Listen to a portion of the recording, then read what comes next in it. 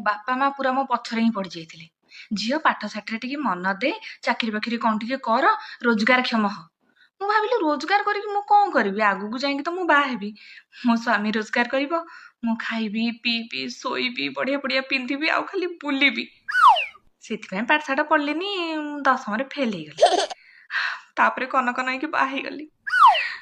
କିନ୍ତୁ ଜାଣିନଥିଲି ଖାଇବାକୁ ହେଲେ ମତେ ହିଁ ରୋଷେଇ କରିବାକୁ ପଡିବ, ପିନ୍ଧିବାକୁ ହେଲେ ମତେ ହିଁ ଲୁଗା କାଚି କାଚି ଇସ୍ତ୍ରୀ କରିବାକୁ ପଡିବ, ଶୋଇବାକୁ ହେଲେ ଘର ଦ୍ୱାର ପୋଛିକି ବିଛଣା ପତ୍ର ଧୋଇବାକୁ ପଡିବ।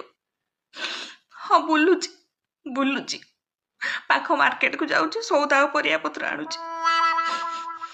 ଏଇନା ଭାବୁଛି ପାଠ 2 ଅକ୍ଷର ପଢି ଦେଇଥିଲେ ଭଲ ହେଇଥାନ୍ତା। ବାପା, ମୁଁ ଆଉ ଥରେ 10ମ ପରୀକ୍ଷା ଦେବି ପ୍ଲିଜ।